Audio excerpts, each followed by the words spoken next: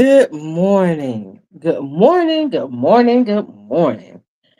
Good morning. Good morning. Good morning. Good morning. Good morning. Good morning. Good morning. This is the day that the Lord has made. And let us be rejoice and be glad in it. I'm telling you, it's another day, another new day. And I thank God for it. A day that I've never seen and a day I will never see again. And I wanted to be on here at 7 o'clock. However, good morning. Good morning, Shirley. And I just overslept because I am still so sleepy. And I'm gonna go back to sleep when I get finished with this. But I said that I wanted to start coming on Monday mornings. Maybe and do Monday morning encouragement, give you some encouraging words to carry you through the week because we need those words. And right now we need some calmness on this YouTube and these social media streets. We need some calmness. So, just give us some encouraging words to carry you through your work week or just carry you through your day, whether you're working or you're not working. And we just need some calmness in our lives, in these streets, everywhere. So I'm just thanking God. I am just thanking God. And I don't know if I'm just gonna do like one day a week or wake up in the morning, Lord's willing, and say, "Oh, I'm gonna get on YouTube and do 2 days." So I don't know what I'm gonna do. All I know is what I'm doing now. And just like I said, this is a brand new day. We are 8 days into a brand new month. We're getting close to spring starts in the 22nd. It'll be all autumn, and I love this time of year. It's just something about autumn and winter. I just love this time of month. It's just like a freshness, you know. It's like harvest time. If you know anything about farming and or anything like that, it's getting to be harvest time. Everything that they planted, they plant in the spring and it grows in the summer, and then in the fall you go out and pick whatever crop it is that you have planted during spring season after winter. So this is harvest. It's getting to be harvest season, and harvest means to pick up. You everything that you, like they say, you reap what you sow. So everything that you sold, everything that was sold in the spring will be reaped in the fall. And they pick in the fall and they let the ground rest for a little while. Then they plant again. Sometimes they plant again, or they just wait and let the ground you have to cultivate the ground. Sometimes you have to wait, but don't plant the same thing in that earth for like 7 years. You plant something different. Um, you cultivate the soil so everything can be ready, that the earth could be ready to receive what it is that you're going to plant in the summertime. So this is Monday. Today is Monday, and it's September the 8th. September the 8th. Man, whew, look like this been a long year. This year seems like it has been so long. But you know what? This has been a beautiful year for some and maybe not too beautiful for others. I say it's a beautiful year because my granddaughter graduated in in May. She left to go to college in August, and she is thriving and surviving in Atlanta, Georgia. And I'm so proud of that young lady. Every time I hear her voice, it just does something to me because I'm so excited for her, and I'm so I'm excited for her and I'm happy for her. And when I hear her voice, it's like she's so mature now. And I can't wait to see my baby in November. I can't wait to see her. Lord knows I can't wait to see her. So I'm looking forward to that. They're having family week in Atlanta and family week at the college that she's attending. So I'm just looking forward to it. But anywho, I said I come on and I want to come on Mondays because you know what? It's not only is there a lot going on in the world, there's a lot going on in this country. There's a lot that's going on in our individual life and stuff like that. And you know what? And if you know, there's a lot going on in YouTube. And I thank God that I peep some of that stuff, but I haven't been on YouTube for the mess in so long that the mess now it just it's it's like I don't know. It's just not something that I want to hear, and it's just not something that I want to indulge in. But hey, I'm not knocking nobody. To each his own. And let me tell you, if for real, I knew everything that happened, everything that is happening now. I had already foretold. My friends and I had already talked about it, and I knew that it was coming. So it didn't catch me by surprise. It caught a lot of people by surprise, but it didn't catch me. And I thank God for as well as it is. And oh, I'm so glad that my name ain't coming up in it. I ain't got to worry about my daughter being all upset because somebody's saying something about me. I'm just so happy for that. So this morning, I'm just here to give you encouraging words as you go through today. And if you need them for tomorrow or the rest of the week, you can pull back on them. So, first and foremost, is what I'm going to say this morning. I like going on Instagram, and Instagram has some I subscribe to a lot of encouraging quotes, encouraging words.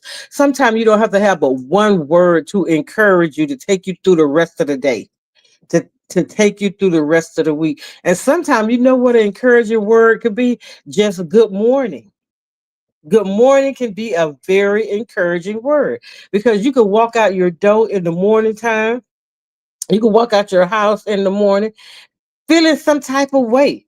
But the best word it is thank you, God.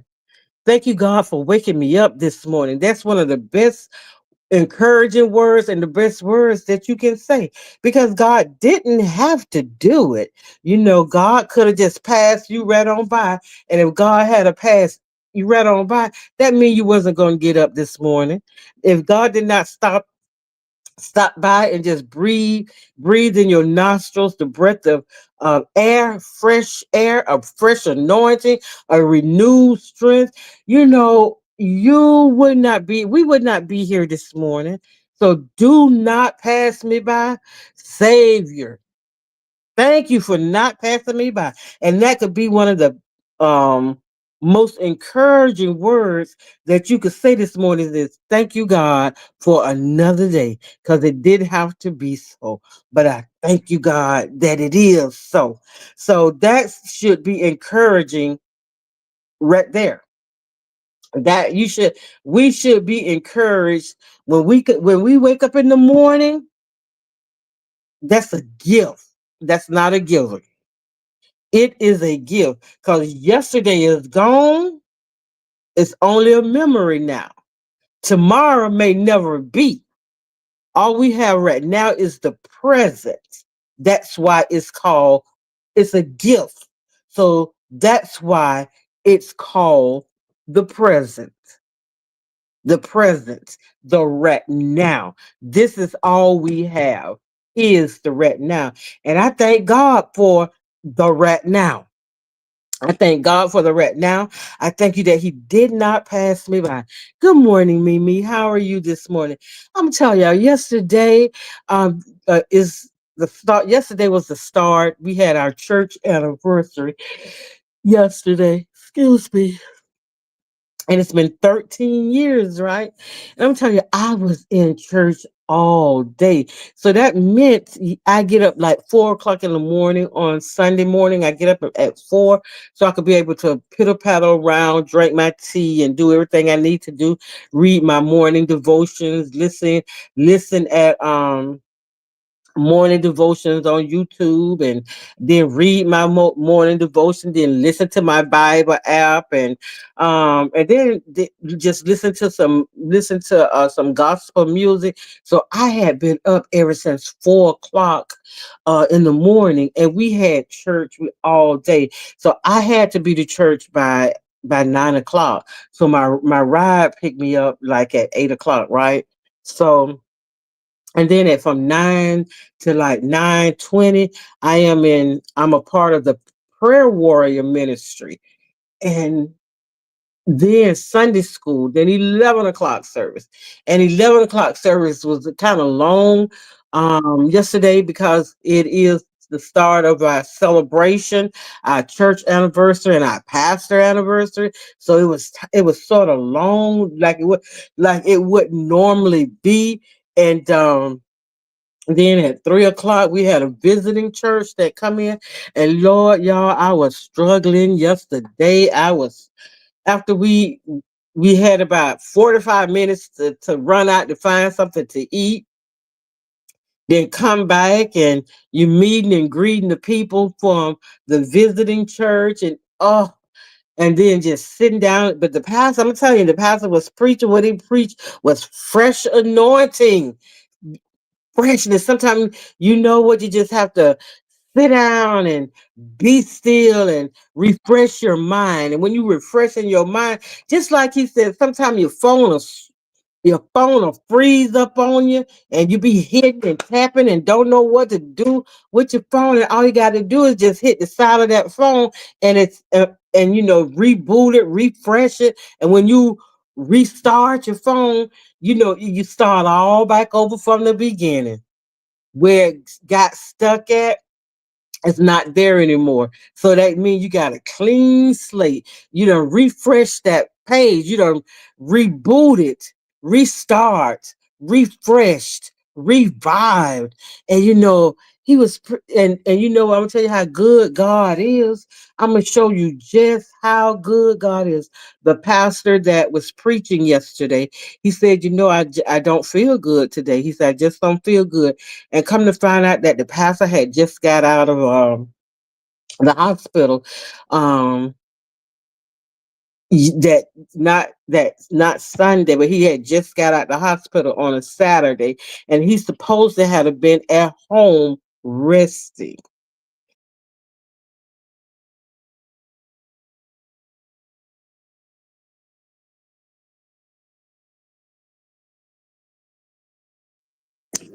He's supposed to have been at home resting, but instead of being at home resting, he wanted to fulfill his obligation because he wanted to be there to fulfill that. And that was the first time that he had been in our church. And he said, you know, my pastor is a very visible pastor out in the community. Not only do he take care of us, he'll take if anybody who call our pastor, he don't turn them away.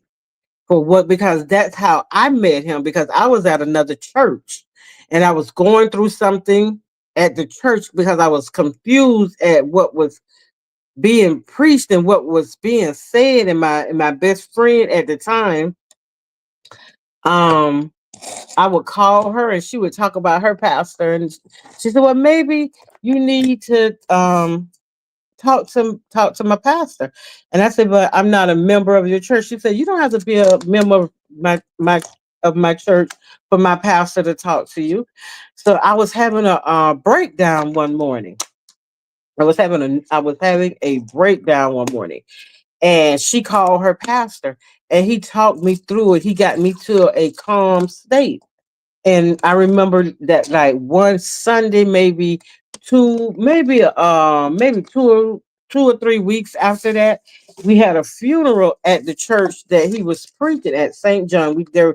The church, our church was too small for the people that was going to come to this funeral. This person at the church that I was attending at that time was a very known person and was a very popular person in the city. So we needed a big space, and St. John was available.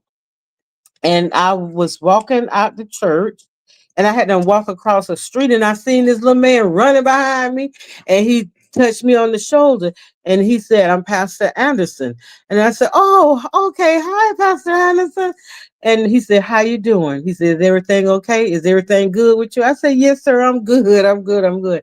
And I thanked him for, walking me through that early morning. And 5 o'clock in the morning, my friend called her pastor to talk to me, to get me off the ledge. And after that, I started going to St. John sometime with my friend, and she would come to Antioch with me. And I started sitting and I started listening to him. And I said, "Now this is what I have been missing. This is what I have been missing." So I changed my membership from Antioch over to St. John. And then some years later, something happened in the church, and the pastor, and they fired the pastor. So my pastor went into fasting, shed his stuff away for 7 days, and fast and prayed. And now we're FOCFM, and we had our 13th church anniversary yesterday. And I am tired. I'm tired, but I can always get back in the bed. But I had said yesterday that I was going to come on and start doing Monday morning give encouraging words on Monday morning, because there's just too much going on out in the world. Then it's too much floating around on YouTube. And then people are going through things within themselves. And you're welcome, me. I hope you got something from it yesterday. We had a good time. It was and it was so beautiful. I'm gonna start turning the camera around. So the in our church, it's a small church, but we have a bigger church in the back. So we should be moving into our new sanctuary prayerfully before the end of the year, because now they're putting down the carpeting and the chairs, and they're getting everything, the inside and everything is done. The air condition, the lighting, and all of that is done. And now they're just doing the carpeting and the seats and whatever else it is that they need to do.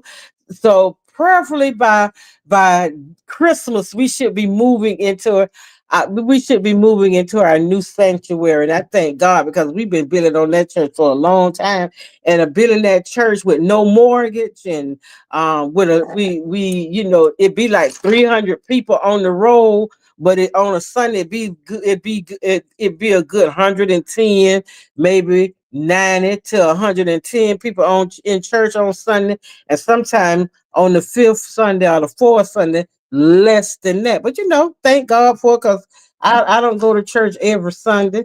And if I wake up in the morning on the fourth Sunday and say, I don't feel like going to church this Sunday, I don't go. But thank God for grace and mercy. Thank God for grace and mercy. And as I said, this is the day that the Lord has made, and I will rejoice and be glad in it.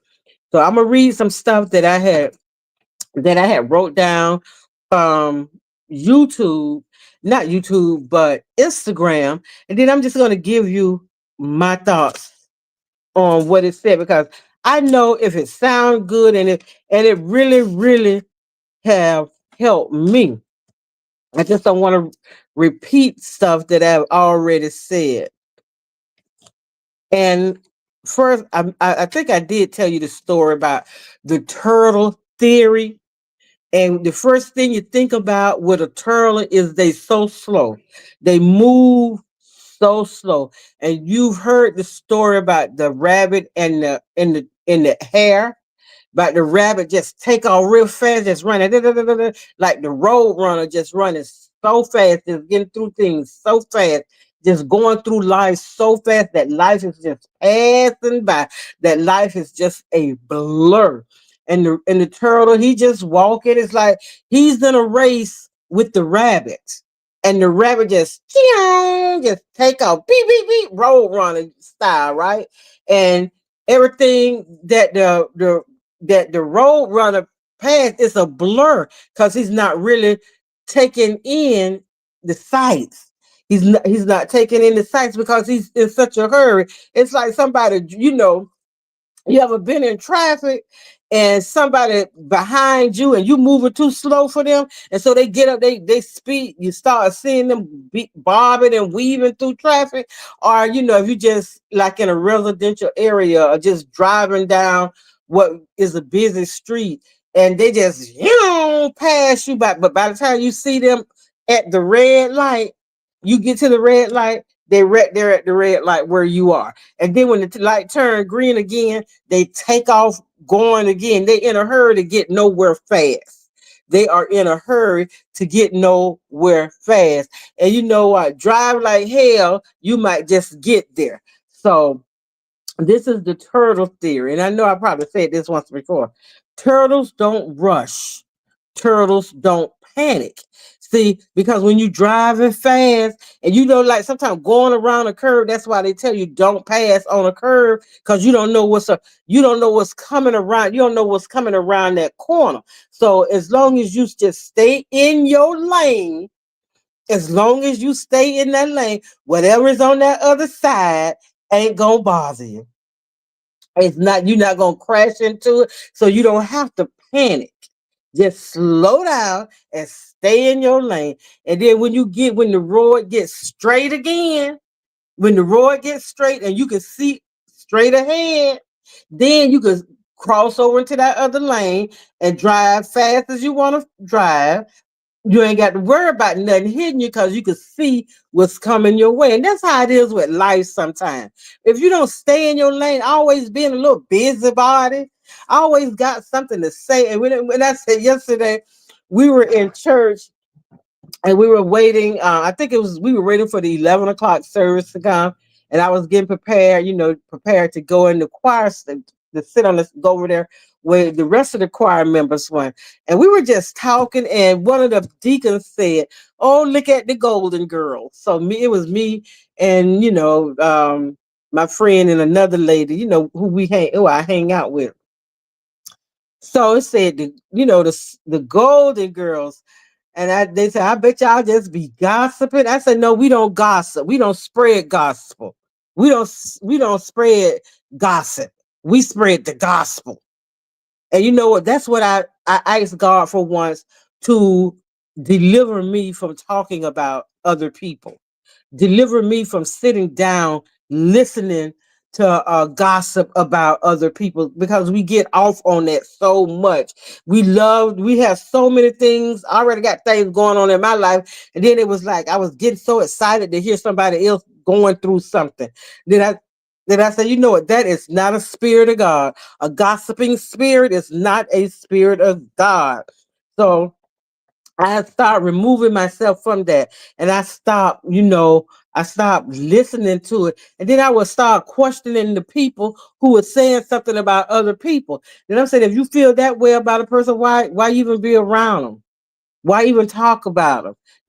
So I am getting better with that. You know, um, Even with what's going on YouTube right now, every time something go on, I'm not subscribed to anyone's channel, but my nephew, and that's the only channel in that sector that I am subscribed to. And every now and then I would get a phone call from somebody and say, "Auntie, did you see this? Auntie, you know about it?" And they'll start talking, and I'll be saying, "Well, what are you talking about? What you talking about?" "Oh, that's right, Auntie, I forgot. You don't." But let me tell you, and I'll be saying, "You know what? I don't even want to. I don't want to hear it because I can't follow along with it."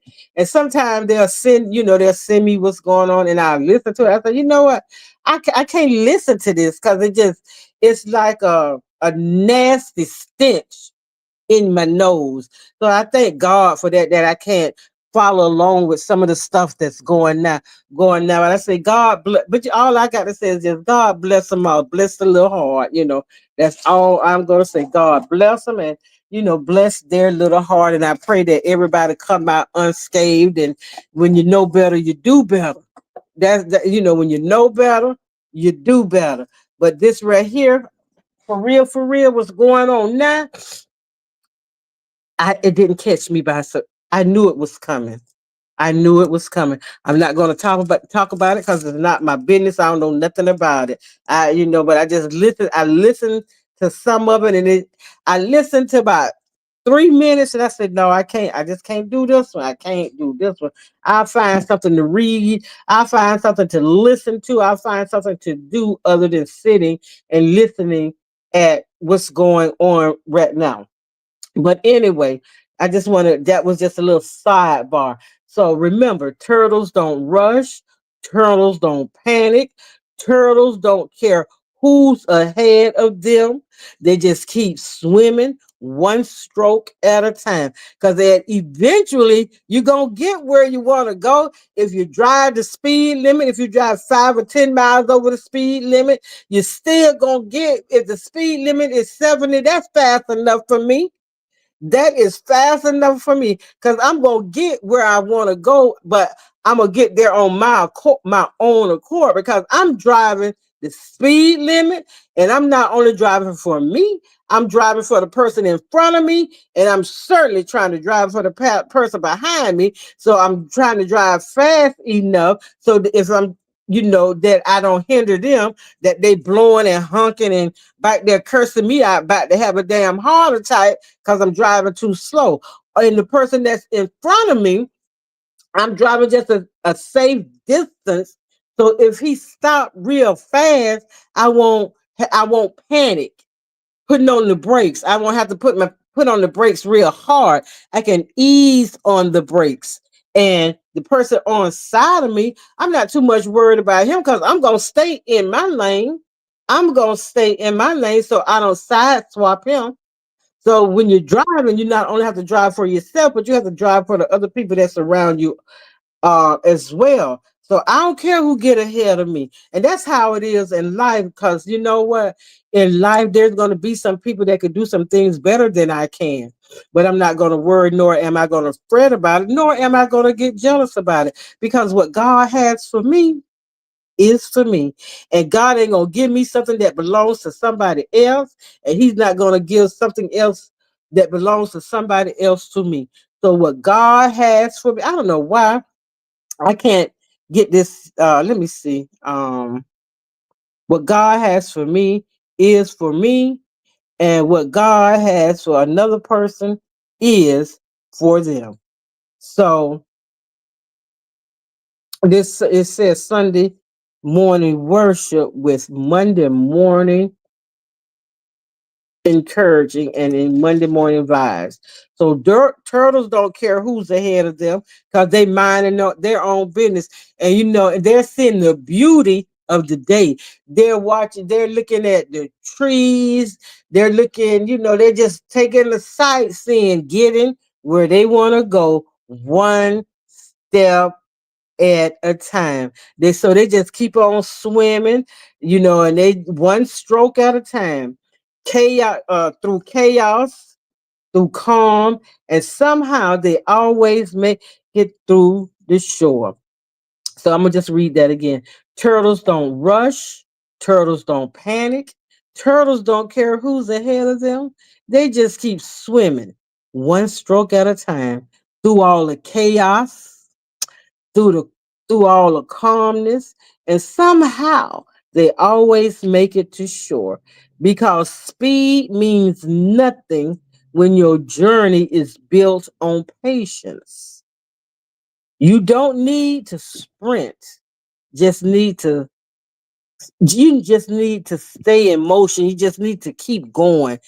Just keep going. Slow progress is still progress, and peace will always outlast pressure. You know, my granddaughter is in college right now, and her mom is she went back to school. Her mom went back to school maybe um 2 weeks before it was time for Jordan, a week before it was time for for my granddaughter to leave to go to Atlanta. My daughter went back to school to get her BSN, get her RN, to get her RN. So being an RN, she said, she said, Nana, she said, Ma, I got 23 chapters that I got to do. It's like 23 chapters I have to do every day. And I have 10 assignments. I have 23 chapters to read. And I have 10 assignments that I have to have in before Friday. And I have to do some kind of focal point or some kind of no some kind of PowerPoint that she have to do. And then she have clinicals from on Monday. She's working 8-hour job. She work in oncology at a doctor center for 8 hours.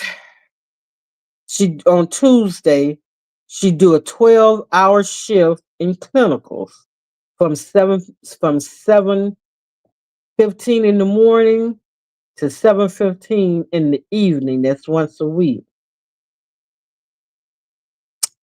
And she pick up extra shifts through an agency on the weekends, every now and then on the weekends. So that's a lot of studying. You don't get anywhere in life without being prepared for what it is that you want to do in life. Now, my granddaughter, she's in Atlanta. She's in college. And I just called her one day.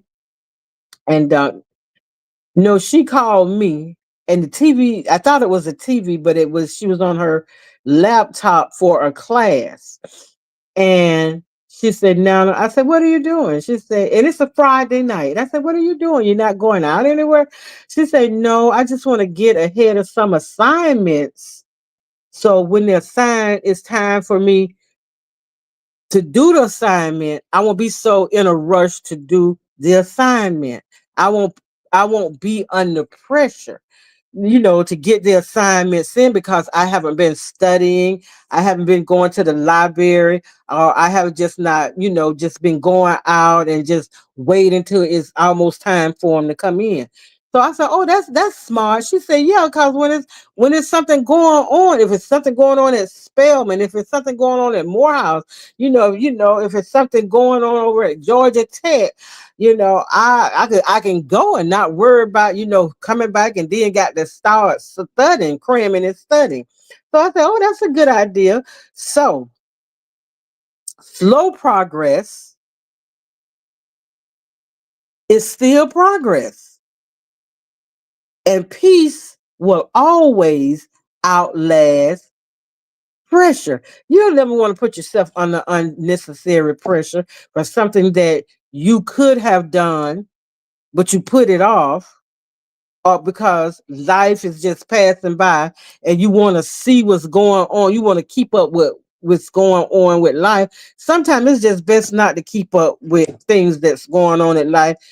Slow your roll, go at your own process, go at your own pace, and mind the business that pay you sometime, and that's you'll have so much peace in your life. Sometimes you have to stop people from bringing you mess, from you have to stop people from bringing you other people garbage, and then they want to pile all that garbage on you, and then you just start smelling like garbage because you got so much garbage and filth on you. So, just remember, slow progress is still process. It's still progress. And peace will always outlast pressure. Okay. And then I read this one about and it says life luxuries. There are some luxuries in life that I cannot afford. However, when I read this, And I understood exactly what it meant. It says time, health, a quiet mind, slow mornings, the ability to travel, a good night's sleep, meaningful conversations, home cooked meals, people you love, and people who love you back. Those are the luxuries of life. Time, when you wasting time by doing foolish things and getting into mess, you wasting time. And your health should be the most one of the most important things to you. So you know what I decided to do? I decided to, and this is the second week, and I kind of had to acclimate myself a little bit, get myself ready, get myself prepared. If it's not, it's since the index for the day is stay inside. It's too hot. Like in the morning right now is the perfect time to just walk from one block to the other end of the block because that's all I can do right now. And this morning, I really can't do that. However, I'm not going to sit in this chair, nor am I going to lay in that bed all day, but I'm going to get back in it. And I'm not going to go outside and walk. I'm going to walk the hall at least once today because I live in a long hall.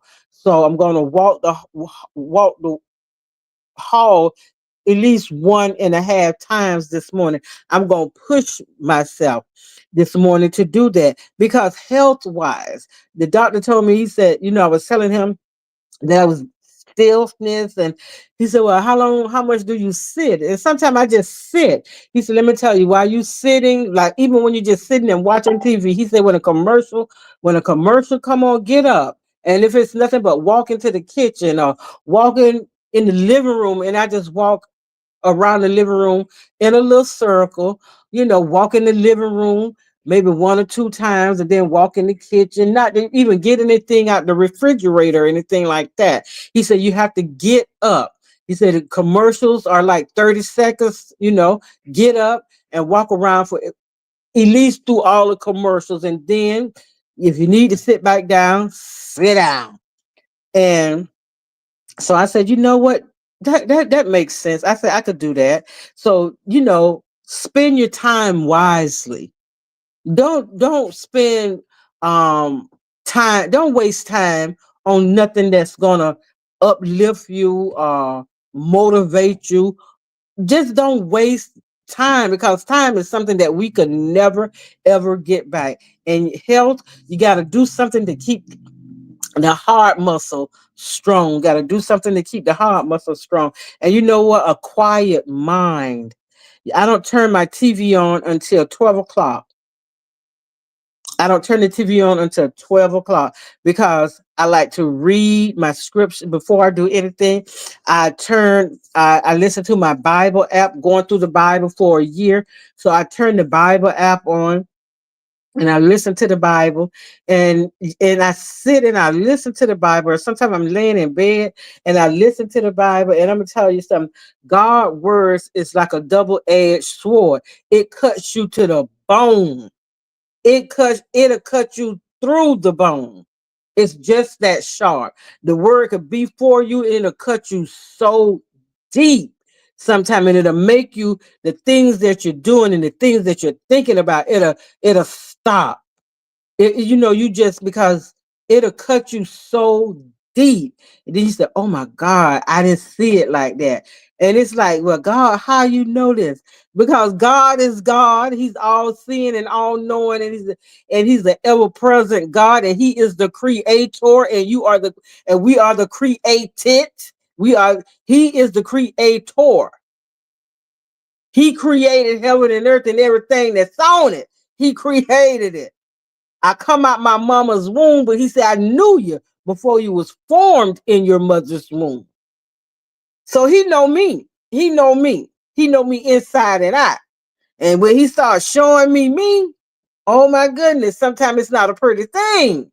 It's not a pretty thing to see. But I thank God for his grace and mercy, because he's so merciful. So your time, don't waste it because you'll never get it back. And health, be more proactive with your health. If the doctor say, go get regular checkups, go get regular mammograms. I got to schedule a mammogram for this year. I got to get my yearly mammogram because I'm at that age, right? So I got to get my mammogram done. And then, I need to walk. I need to exercise. I need to keep my heart muscles strong. I need the muscles in my legs to be strong. I need my bones hurt sometimes from just being still, sitting down all day. So I need to move around, for my health. And then all the time, we need to have that quiet moment because the hustle and bustle of life, you get so caught up in it sometimes, you lose yourself, you lose your thoughts. You lose yourself and you lose your thought. So every now and then, if that mean in the morning time, getting up in the morning, not turning the TV on, just not doing anything, just get up and thank God and have some prayer going on, or listening to some prayer on whatever your favorite pastor that's on YouTube right now. Listen, go back and pull one of them old sermons up and listen to that, and get yourself ready for the day. And I'm gonna tell you, your head be already filled with God's grace and God's mercy and his abundance, and you just, when you walk out the door, you just be so thankful because you don't listen to the word of God, and you listening to the gospel and not the gossip in the morning. Have a quiet mind. Have slow mornings where and you have slow mornings where you just like not turning my TV on until 12 o'clock. After I get off here, I'm awake now. So I'm gonna read my devotionals. They tell me you mark Miss Maritza, you marking everything. Now that you mark up all your books marked up, all your Bibles marked up. Every book I got marks in them.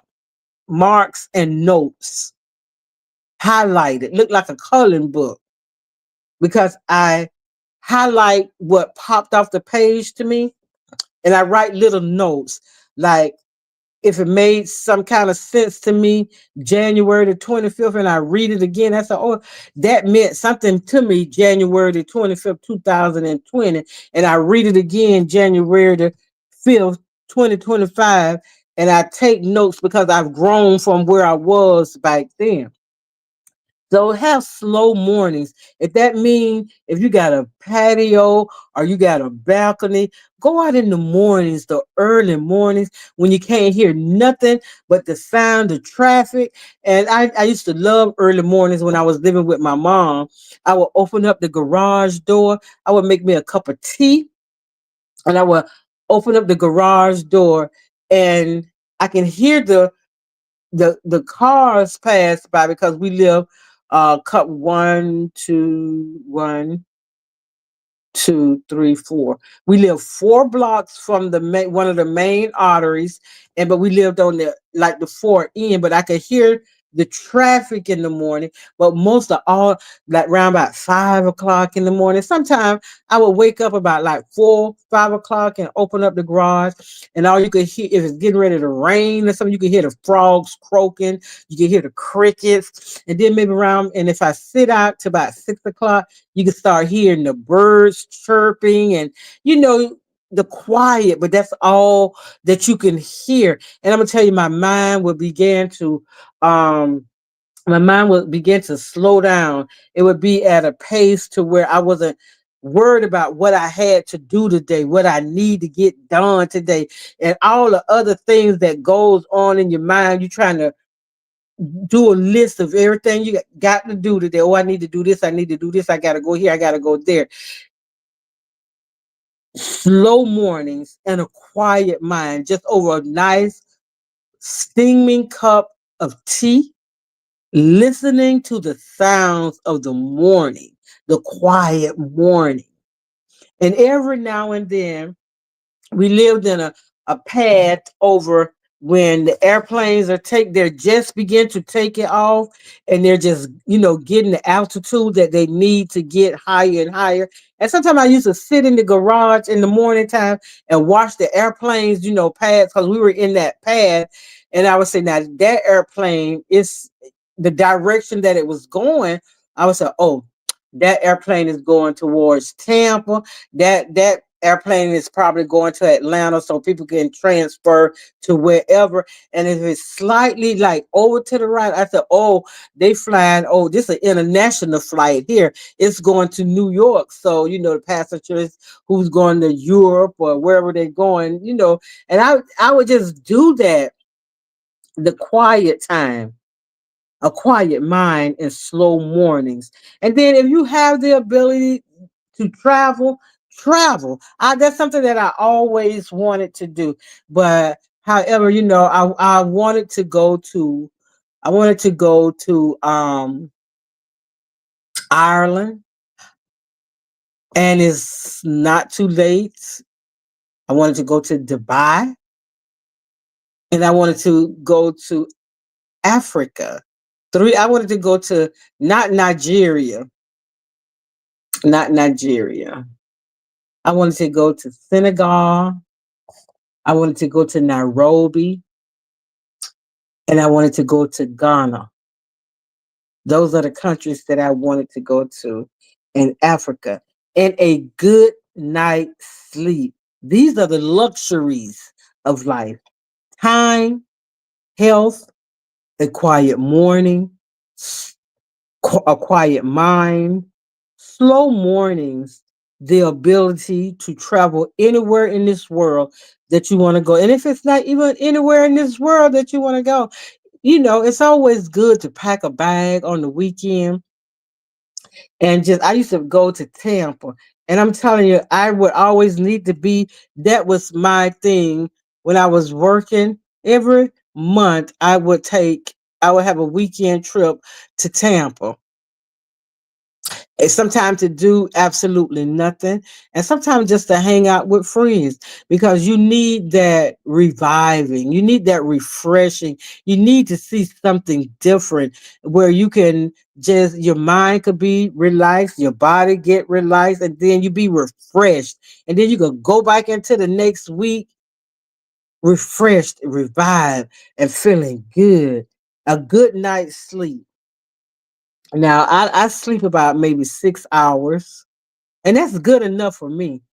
And a seven or eight, if I get 7 or 8, that's very good. But you do need to have that a good night's sleep. And a good night's sleep is not when you're wrestling in your sleep, not when you're tossing and turning. And when you're not having a good night's sleep, when you wake up in the morning, your bed is all topsy turvy. The bottom sheet look like you was in wrestling with that, and your top sheet, and oh man, your bed just be all messed up because you was tossing and turning and kicking, and like you was kickboxing and in your sleep. A good night's sleep is essential to a good morning. And having meaningful conversation. Having conversations that's gonna uplift, that's gonna motivate, that's gonna provide you with something that's gonna take you somewhere. There's something that's gonna help you. That's why I don't do idle conversation.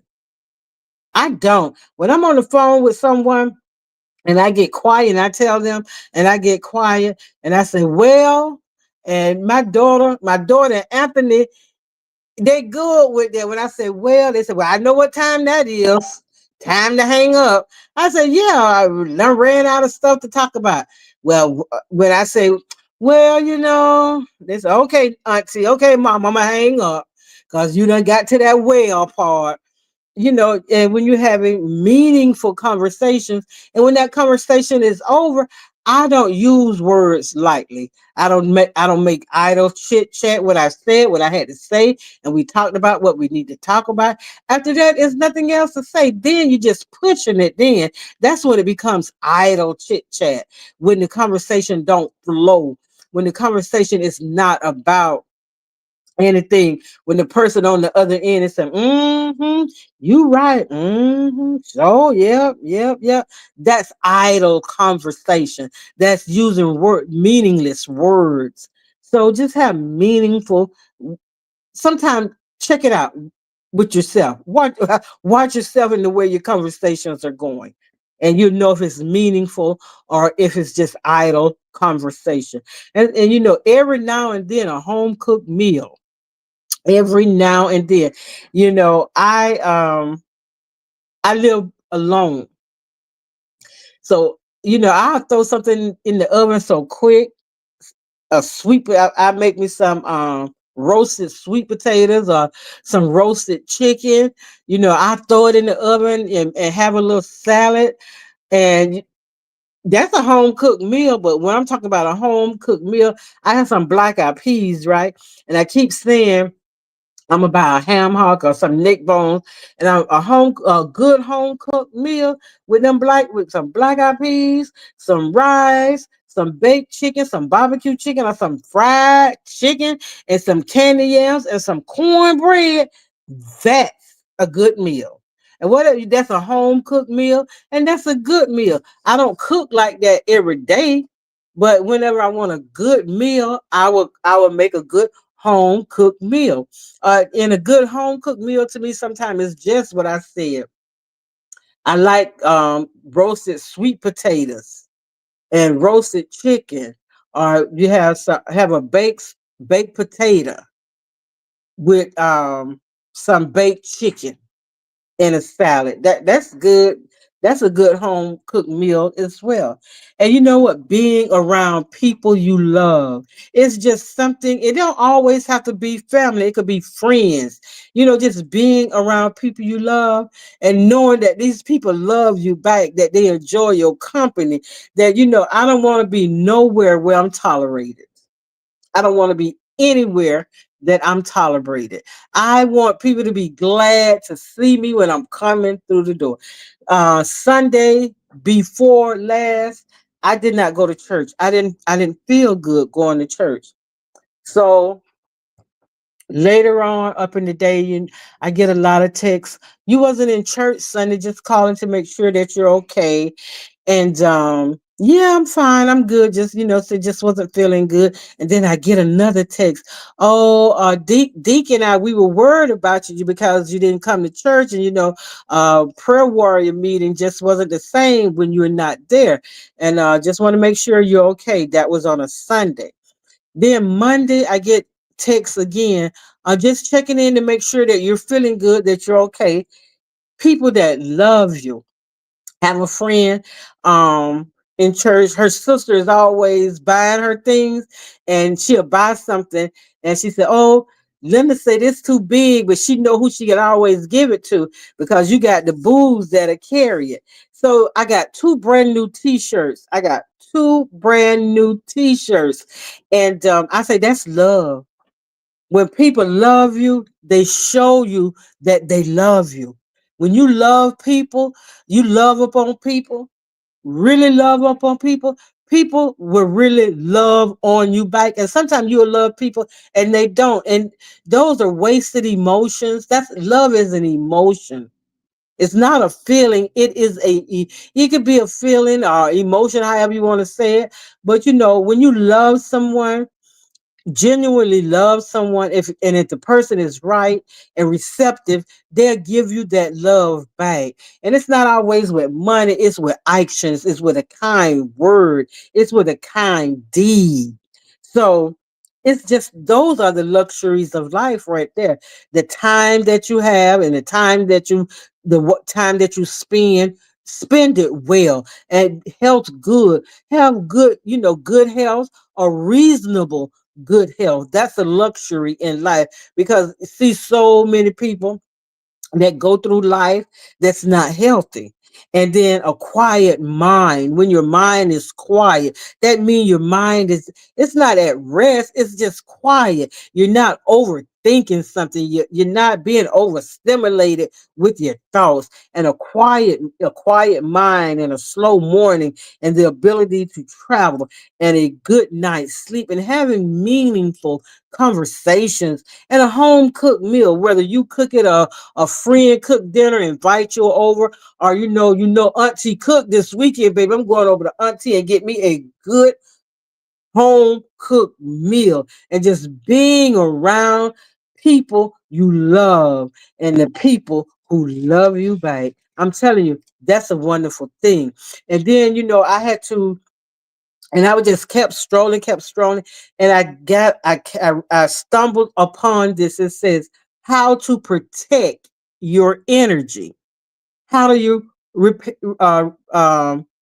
protect your energy? And if you're feeling these ways, if you're feeling any of these ways, this should help you be able to protect your energy and to protect your feelings. It's almost like being in a peaceful state regardless of what's going on with you or what's going on around you. First, if you're feeling that you're not being respected, stop engaging. Stop engaging with people that make you feel like they're disrespecting you, and you feeling disrespected. You don't have to engage in that. I don't care if you at work. You do the work you getting paid for. Stop engaging. And then you'll stop feeling disrespected, and then the people will start noticing, well, why she don't be around, why she don't sit with us at lunch, why this and why that. They could ask why is the sky blue, why do the clouds look like they red on top of that blue when they're not red, they're pasted on that blue. Why is it raining, why is it hot? You know, why do the ocean just come to a certain point and then it'll go back? Why? Why? So if you're not feeling respected, stop engaging. You don't have to engage in that nonsense. And if people don't understand, if you being misunderstood, I had to learn this one myself because my attitude was so bad. And it wasn't because I was a mean or nasty, black-hearted, cold-hearted person. I'm always trying to explain myself. If I say something, then people misunderstand it, then I'm trying to explain it. Then I get upset because they don't understand what I'm trying to say. Or they don't understand what I'm doing. You know what I did? And I stopped explaining myself. It just happened one day. I said, I ain't got to explain myself to no damn body. I said, because God know it and I know it. Then every now and then somebody else will get it. Because you get so frustrated trying to explain stuff to people who just not gonna get it. It's just like a fool gonna be a fool, and there's nothing else you can do but let that fool be a fool. And the Bible tells you can't argue with a fool. It takes a fool to argue with a fool because only a fool can understand a fool. So if you're being misunderstood, you know what? Just step back and stop engaging in that nonsense. Stop engaging because you're getting yourself to a point that you're going to get frustrated, you're going to get aggravated, and then you're going to come off as being mean. You're going to come off as being mean. And people say, oh, she just have an attitude all the time. And it's like, then I just said, I don't have an attitude all the time. I'm just tired of trying to explain things to you, stupid. I'm tired of trying to explain things. You are ministering to my artistic daughter right now while I'm fixing her breakfast, and she's listening to you. Oh, I'm so glad. I'm glad. And then if you feeling not valued, if you feeling taken for granted, if you just feeling you like, man, I'm putting too much in this. I'm putting too much in this. Take a step back. Step back. Look at the reassess the situation. Take a step back. And where you're feeling not value. So because sometimes as moms, we feel that way. We give everybody, we give people, we give our husbands, we give our children, we give our parents, brothers, sisters, cousins, auntie, friends. And you can start feeling like I'm not, you know, I feel like I'm being taken for granted. I'm doing all of this not because I want, not because I have to. It's because I want to, and I don't want to. I don't like seeing other people in need. But the moment that you need a listening ear, the moment that you need some words of encouragement, the moment that you just need a little, you just need somebody to just come and just, sometimes it don't take but a touch, a hug, and it's nobody there to do that for you. And then you start feeling like I'm not valued. My time, they don't value my time. They don't value me. I just don't feel like you value me. Take a step back. Stop doing the things that you used to do and watch and see what happens. The people that took you for granted, the time that people made you feel misunderstood, the people that disrespect you. Take a step back. That's not you not being valued. And when you value yourself, the moment you start valuing yourself, you teach others how to value you as well. Lied to, trust less. That's, I don't know.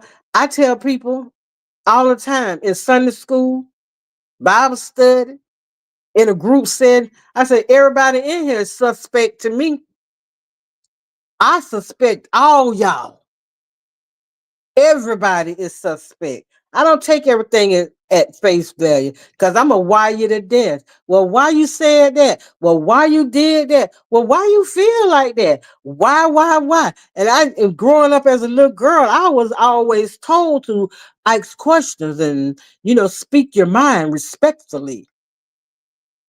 Why? It got to the point that my grandma told me, and she'll say something, and I get ready to say something. She said, "Don't ask me why." And then I step back from it and I say, well, why I can't ask you why? And I knew it irritated my grandma so much for me to always be asking why. And the teachers, when they saw my hand come up, they knew it was coming. Well, why? And in Sunday school, I had a Sunday school teacher tell me, you know what? I have to study my Sunday school lesson because I know when I see you in coming through those doors on Sunday morning, and I know you're gonna be in Sunday school, and I know you're gonna ask me questions. I have to think outside the box, and I have to really do some research, and I really have to study because you're gonna ask some questions. You gonna ask some questions. And my pastor told me, he said, Marisa, never stop asking questions. And I had another reverend. He told um, Reverend Wilson had told me one time. He said, Sister Arita, he said, let me tell you something. He said, don't never stop asking questions. He said, the only dumb question is the one you do not ask. And ever since then, baby, I be asking questions. I be asking questions. That's why I say everybody's suspect to me, because a lie ain't nothing for nobody to tell. A lie ain't nothing for nobody to tell. Some people are lying a minute. They look at you in your eyes and be lying. Well, we lie to you in a heartbeat. And if you're just feeling drained from the issues of life, and when life is just life in you sometimes and you feel drained, rest. Rest. God created the heavens and earth. And when God stepped back and looked, he said, everything is good and very good. God sat down and he rests. He rests. He didn't keep going on and going and going and going. God could have created the world in one day. He said God created the heavens and the earth was form in darkness. It wasn't even formed. God say, let day one, let there be light. And it was light. That was the first day, and God called that first day morning. And it's in that night, when it got dark, he called it night. The second day, the third day, the fourth, the trees, he separated the waters. He did everything in increments. He didn't do everything at one time. And we can't do everything at one time. That's why we have 24 hours. That's why God gave us 24 hours to do what it is that we needed to do. I remember growing up as a little girl, the stores would close on a Sunday. Sunday morning, you couldn't find not one store open. So you had to get your shopping done on Saturday morning. Everything you needed, you had to have it. You had to get it on a Saturday morning. And then 7-Eleven popped up 24 hours, 7 in the morning to 11 at night. Convenience stores, conveniently there for you if you didn't pick up what you needed on a Saturday. That's why they call convenience stores, and they be higher than the store. So it was just best that you got everything on a Saturday. And then on Sunday, I remember going to church on Sunday. And when you come home, yeah, my mama cooked dinner, but we would always congregate over to my grandma's house, Grandma Ree. And my aunt, she be done cook the big dinner, regardless if you done ate at home. She done cook the big dinner. And we just would sit out. I mean, all of us, the grandchildren and the children, would go over to Grandma Ree house, and we would sit out on the front porch. And, people passing by, we be out there playing, and people be passing by. Sometimes they'll stop and sit on the porch and talk, and then they say, okay, Miss Reed, we'll see you later. And the children be passing by, then they stop and play a little while, then it's time for them to go home. And it was just fun time. So when you're feeling drained, rest. You can't do everything at one time. Rest. Take it easy. Take the pressure off. Give yourself give yourself time to recover. Give your time to recover. And then if you feel like sometimes when you're talking to people just interrupt all the time, speak less. Speak less. And then you'll find they go, why are you so quiet? Why are you so quiet? Because every time I open my mouth, you interjecting, you got something to say. So I'm gonna speak less. Yes, Mimi, those were the days. Yes.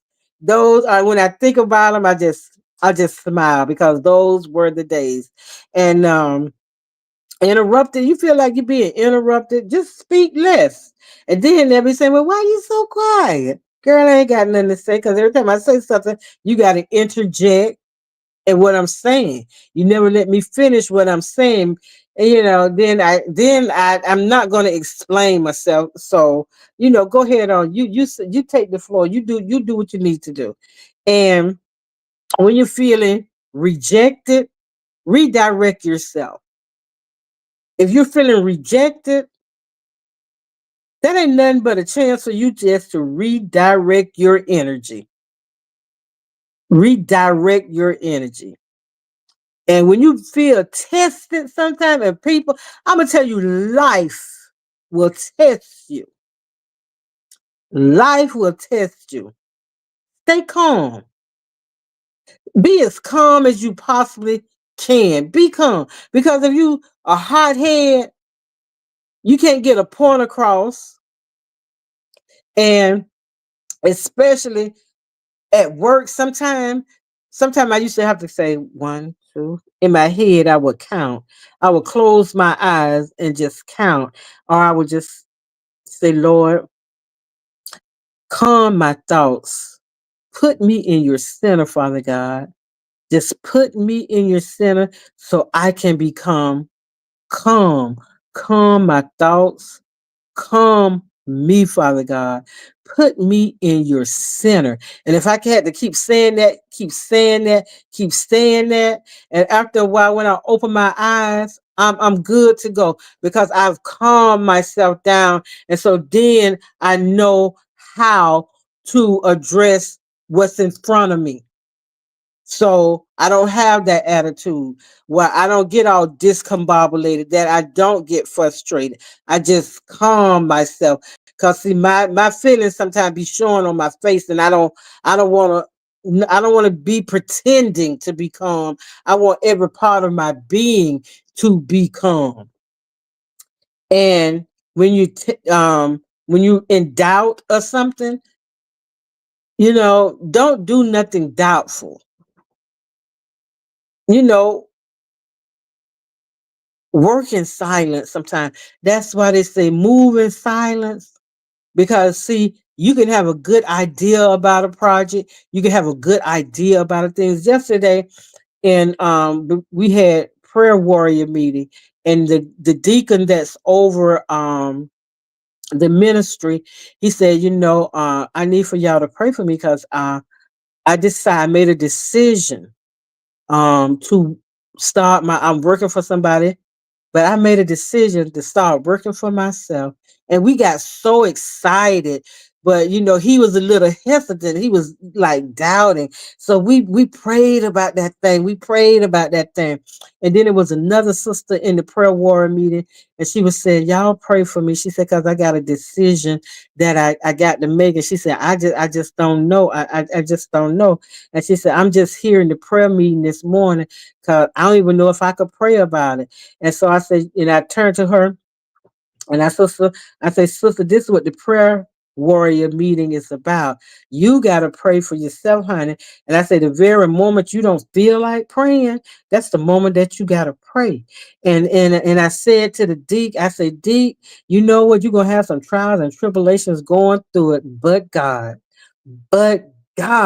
remove that doubt. Don't look for the trouble because trouble coming. Whenever you're standing up for yourself and whenever you're trying to do something good, trouble is always coming. But see, when you're ready, you don't have to get ready. See, just like heaven is a prepared place for prepared people, it's not just you preparing for trouble. But however you already you putting on that whole armor of God. That means you're preparing for whatever is coming. You're putting on the helmet of salvation. That means when those nasty thoughts coming, and the voices, the outside voices, and the helmet. A helmet cover your head, so nothing can penetrate your thoughts. And that little flap that hang over it protects your ears, so you could hear the little noise every now and then, but it's just like putting ear pods in. You just hear what you're playing on your phone, but you see, and you could air if you got them down low enough, you could hear what's being said as well. So that helmet of salvation is for your protection. So the nasty thoughts and all of that don't come your way. And the breastplate of righteousness, that's covering your front, that's covering your heart and all those vital organs. When they shooting them fiery darts and the arrows and stuff like that, they can't penetrate, they can't hit your heart and they can't hit your organs. The vital organs. And then it says, shut your feet, gird your loin. That means that belt of righteousness where you're girding your loin and stuff. So you can have that sword, and the sword is the Bible. The sword is the word of God. You know, when people come down you gotta, just like I told Deke yesterday. I said, Deke, you gotta step out there on faith. I said, you did that. You said, I'm going into business for myself. That's a leap of faith right now. That is a leap of faith. And after Sunday school, the lady who said she didn't feel like praying, she said, thank you for your encouraging words, and thank you for telling me that I had to pray. Sometimes you gotta pray and praise your way through a situation that God had already told you a long time ago to get out of.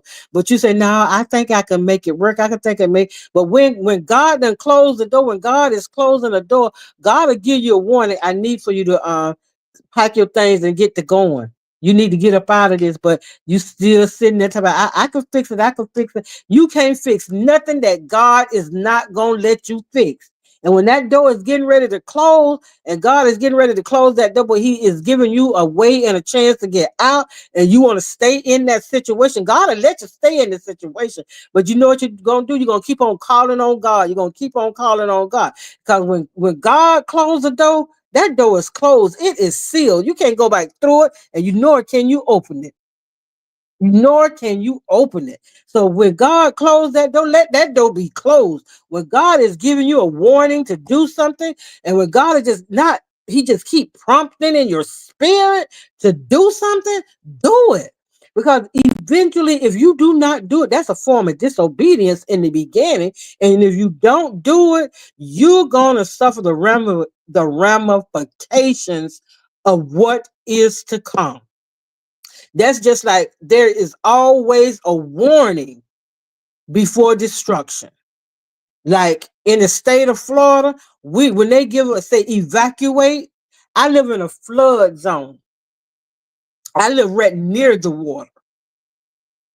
I live in a flood zone and I'm not too far from the beach.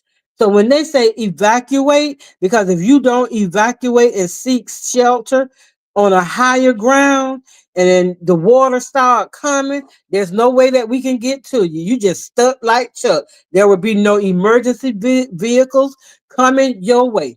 But the last storm that we had, I didn't evacuate. I stayed in the building with other people as well. And this last storm, Ian, and the storm before that was Irma, whatever her name was devastating. I mean, it was devastating. Where I live now, they were saying that the water had got so high, it came up to the second floor. So the building I live in, I live on the third floor.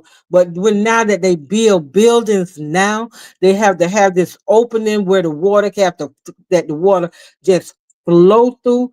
And I was living with my mom doing Irma, so out there where she lived, the houses are built like on a they have to be built a certain way, and the drainage system was amazing. The water started at high, but by the time the storm was over, the water had receded. So you got to stay calm in these kind of situations. And when God is prompting you to do something, you ain't got to tell everybody everything God told you. Work in silence, move in silence.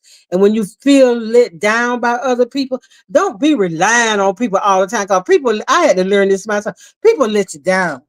People let you down. And when you feel like someone has let you down, just rely on yourself. You ain't gonna never do nothing consciously to hurt yourself. So just rely on yourself. Then then you don't have to get mad because they didn't do it the way you wanted to do it for them to do it. Or when you rely on yourself, that means you're not depending on anyone.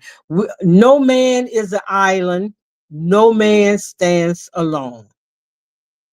However, sometimes people have shown us through not valuing me, not valuing my time, by draining me, by lying to me, by rejecting me, by testing me, by doubting me. That was a letdown. So now I know I'm just going to rely on myself. So to protect your energy, these are the things that you do. If you're not respected, don't engage. If you misunderstood, stop explaining. If you're feeling not valued, just step back. If you're being lied to, trust less.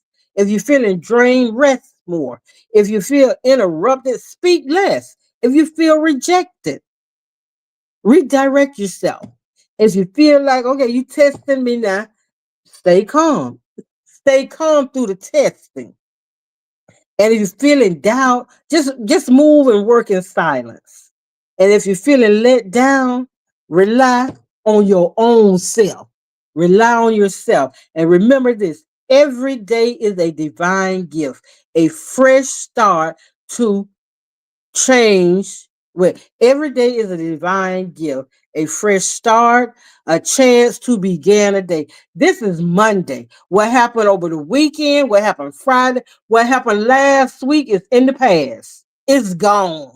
It is gone. God woke you up this morning, getting you started on your way. This is a brand new day. This another chance right here. Today is another chance. If you didn't pass that test last week, I'll be damn. I ain't gonna go through it again. So I'm determined to pass that test starting today. Starting today. And if they don't value you, don't argue, don't beg. Do this instead. Withdraw your energy where you're not valued. Your presence is a gift. Anytime I come around, people are glad to see me. It wasn't always like that. It's like that now. Because you know what? I carry myself in a way that I value me. I value me. God said everything he made was good and very good. And I'm one of those things that God made. God created everything. And God said, I knew you, girl. I knew you before your mama met your daddy. And before your grandmama met your granddaddy and your great grandmama and your great granddad. I knew you before all of them knew you.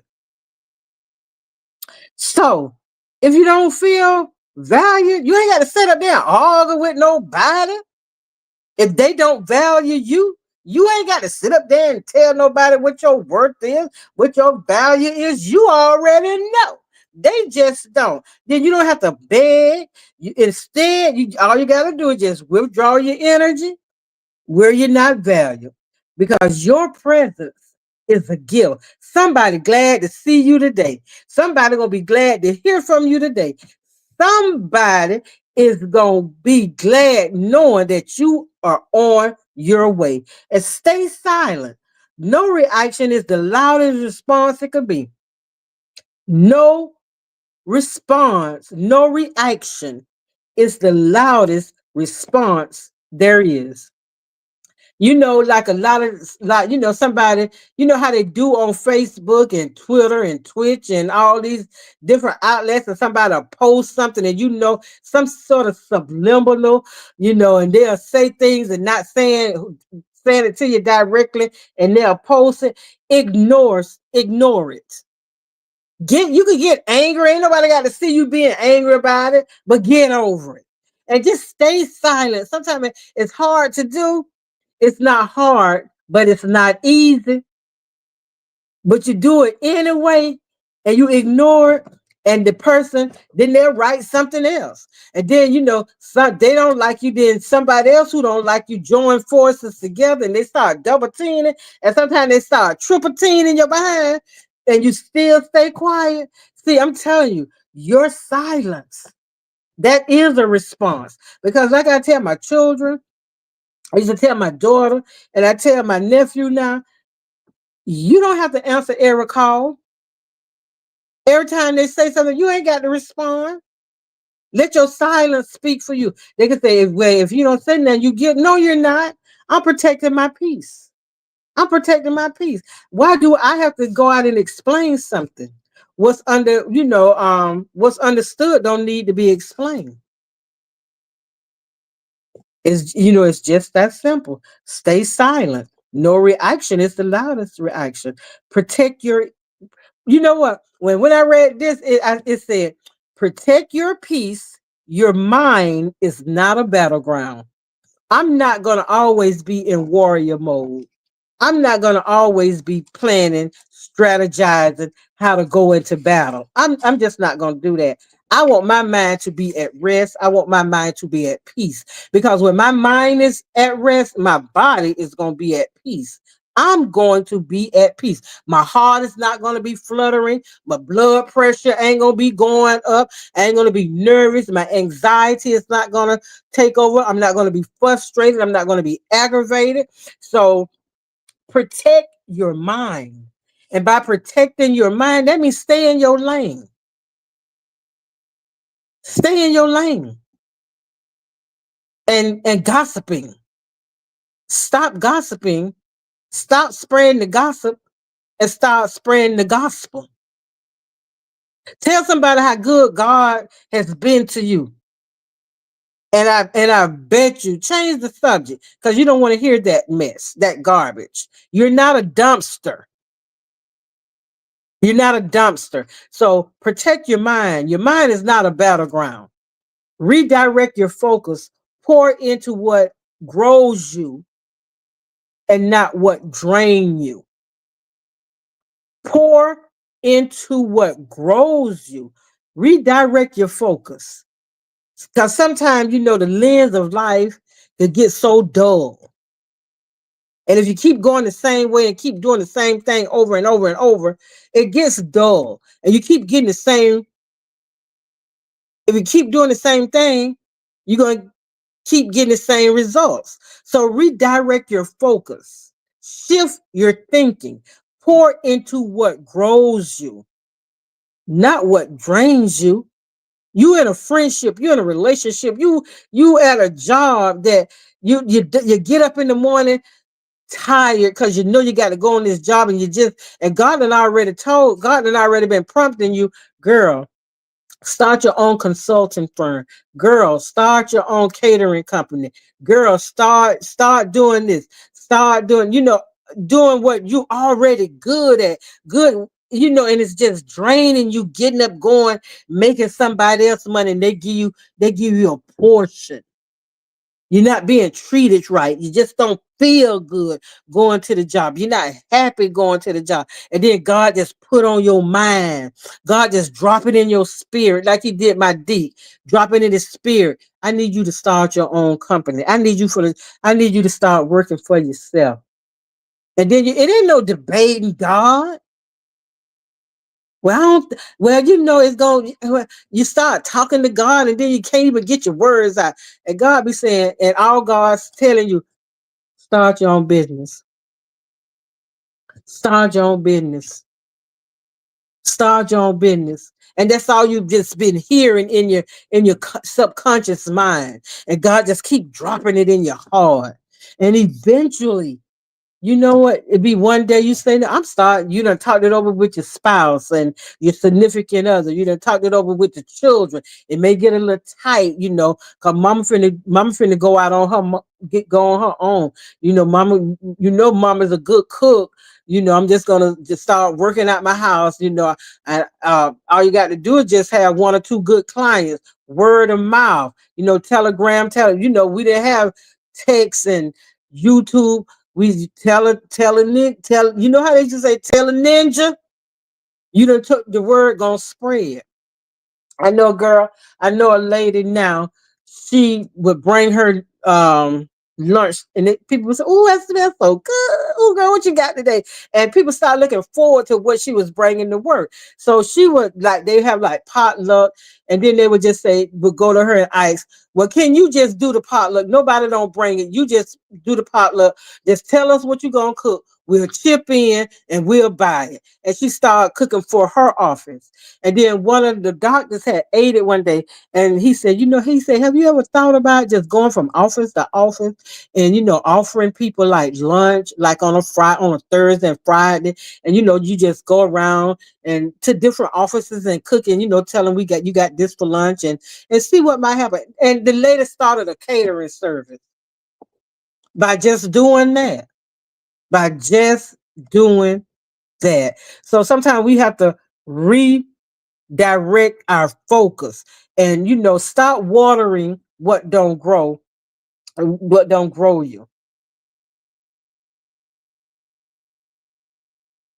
You know, don't water what came. I love plants, and my friend had a plant, and I said, "Why you letting this plant die? Why you don't water this plant?" She said, "Girl, I don't be thinking about that." So I watered the plant, and she said, "Oh, Rita, the plant growing." I said, "Of course, you pour into what grows. You pour into what grows." And you know what? We have to set boundaries. It says set a clear boundary and respect. You got to let them know respect is non-negotiable. Set clear boundaries. Respect is non-negotiable. Respect is non-negotiable because I may not like you, but I'm going to respect your position. And I don't care what position you're in, the respect that I give you, the respect that I give that position, I demand the same level of respect back. I was working at Publix and the store manager. People used to be afraid of the store manager. And I got called into this lady. Seemed like every 2 weeks, every month, I'll be calling in our office about 3 or 4 times a month. And it had got so bad one time, it was like I looked like I was calling to the lady office every day. I was saying, shit, give me a disc. Because I be in here more than I be back there in the deli. And I told that lady, I said, you know what? When I came here, I was looking for a job when I came here. And I said, if you terminate me today, I'm still gonna go right back out there looking for a job. So when I came, I was looking, and when I leave, I'll be looking. I said, I respect everybody in their position. But one thing about it, and two things for sure, ain't nobody gonna talk down to me. I got children and I got grandchildren, and I don't allow nobody to talk down to me. And she said, well, Marita, this is my store and I can do what I want to do. I said, yeah, this is your store and you can do what you want to do with other people, but you can't do that with me. I'm not going to allow you to talk to me any kind of way. And it was the store manager in the store. It was the assistant store manager in the room. It was the manager of the deli department. And it was operation manager, and it was like 5 people that was in the store. And I said, now if you got a problem with me, I said, let me know and I can walk out this door. I said, because it's almost time for me for my bus to come, and I don't want to sit and wait for a whole hour and a half for another bus to come. I say, where if you respect me, I'm going to respect the position. But what's not going to happen, you're not going to talk to me any kind of way. I said, I don't allow nobody to talk to me any type of way. I don't allow no one to talk to me condescending, nor do I talk to anyone, allow anyone to talk down on me. I said, I'm not gonna accept that. I said, I will respect your position. I respect anybody and everybody position that's in the store, but your position does not dictate you talking down to me or you disrespecting me. I said, I don't allow that. And like I said, this is the last time that I'm going to be in public. If this is going to be the last time I work in the deli, so be it. If that's the way it's going to be, so be it. And she said, no, no, it's not. She said, I just, um, uh, Lakeisha was saying you call her this. And I said, I did call her that. I said, you can pacify her, but I'm not going to pacify her. My children are adults. But I can do what I want to do in my store. And I said, and you can, but you can't do it with me. And I don't have no, it's not my, well, Lakeisha was not raised the way you was raised, and she wasn't raised the way that you're raising the way you raise your children and the way you raise your grandchildren. I said, that is not a problem that I have. I said, that is not my problem.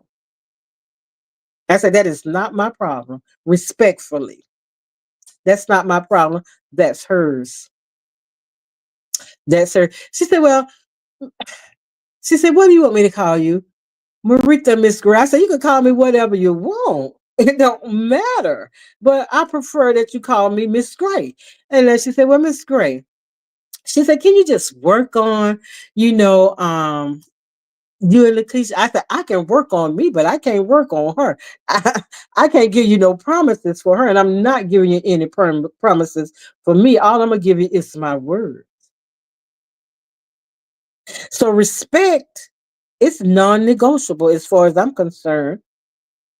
And level up quietly. Let distance speak for you. When you're leveling up, don't talk about what you're doing. Don't talk about what you're getting ready to do. Level up. Let the distance speak for you. When you're in a group and you find that every time people are in a group, and my mom used to say, too many hens in a house, you ain't gonna hear nothing but clucking. That's all you're gonna hear. Cluck, cluck, cluck, cluck, cluck, cluck, cluck, cluck, cluck, cluck. And people on the farm know. And when you got the hens in the hen house laying the eggs, you don't hear nothing but cluck, cluck, cluck, cluck, cluck, because they ain't doing them. But when you want to level up, Let distance, distance yourself and do it. Speak quietly. Level up quietly. Let distance speak for you. And listen, don't explain your worth. Those who get it, they get it. And the ones that, okay, listen, don't explain your worth. Those who get it don't need no convincing. The ones, you don't heard people say, for the ones who know, they know. So you ain't got to convince nobody really. You don't have to you don't have to explain nothing, because the ones who get it, they get it, and the ones who don't get it, they just don't want to get it. They just don't want to get it, and they're not gonna get it. So there's no need of trying to convince them. You let them be the way that they are, because that's just the way they are. Back again, when a fool is being a fool, you just let a fool do what fools do. And you don't argue with a fool, because it take a fool to argue with a fool, and eventually you gonna look foolish trying to argue with a fool. So you let them people do what they do, and you do what you do. You let them.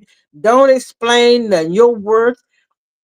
The people who know you, they know you. And the people who know, they know. And detach with dignity. Walking away is power, not weakness. When something is not good for you, detach from it. Walk away from it. And when you're walking away, I don't care if you want to cry. I don't care. There's a book. I had to read a book when I was a junior in high school. It said, "Don't sweat the small stuff, stupid." Don't sweat the small stuff. To me, that meant walk with your head up. Don't sweat the little small stuff. Sometimes we make something so simple so hard. And when you done made up in your mind that you're going to detach from something or someone, walk with dignity. Don't walk with your head held down and your shoulders slumped and like the world done came, even if it feel like the world done came to an end. Don't do it. Walk upright with your shoulders held high back and your head held high. Walk into your greatness. Walk into your greatness. Walk into your greatness. Value when nobody else don't value you. You value you. You value you. And then when you start valuing yourself, you just start feeling so at peace, and you start believing, I can do all things. I can do anything I want to do. I can do all things through Christ that strengthens me. Long as you put God first, I don't care if the hurdle seems so high and you don't put in your mind, I don't believe, I might, I don't think. But baby, when you put God there and start saying, I believe I can, when you start believing you can, you believe that you can, and you start doing, and you don't even realize you're doing the thing, doing that very thing you didn't realize you could do, or you didn't think that you can do. You start doing that. So, detach with dignity. Walking away is power. It's not weakness. It's power. I watched, what was the name of this? I think it's on, was it on Amazon Prime? It's on Amazon. I think it's on Amazon. It's on Prime. And when you know a person ain't about something, and they got everybody scared, but you're not scared, and you stand up to them because you know your value, and you're not gonna let them talk down to you and treat you any kind of way. And when you stand up to a person who everybody else done cowered down to, because in reality, a bully ain't nothing but a coward. It's bullies on your job. It's bullies in the family. You know a bully, and you know that bully ain't nothing but a coward. When you know you'll stand up to that bully in a heartbeat. You'll stand up to it. And then when you stand up to a bully, they cower. They cower down. They cowards. Reflect. I had to look up this word. Reflect, not ruminate. ruminate, learn, don't dwell. And ruminates mean I hope I'm ruminate. This ruminate means to think deeply about something. So when you're overthinking, you're ruminating. So reflect. You can reflect on something because you're processing it, but don't overthink it. Don't overthink it. Learn, don't dwell. Don't keep dwelling on the past. Don't keep dwelling on how they made you feel. Because the more you keep overthinking it and dwelling on how they made you feel, you're going to be stuck there. And you don't want to be stuck. So value yourself because no one rises by staying where they are.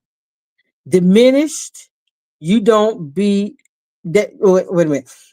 Value yourself more because no one rises by staying where they're diminished. When people continue to talk down on you, to continue to mistreat you, continue to make you feel not valued, you can't rise. They're crushing your self-esteem. They're crushing your confidence. You know, you don't rise, you can't rise to the occasion because they done beat your confidence down. They done beat your self-esteem down. So value yourself enough to walk away with dignity. So value yourself more because no one rises by staying where they're diminished. You don't lose value when they fail to see it. You lose time where you're not seen. You lose time. Okay, vary yourself more because no one rises by staying where they're diminished.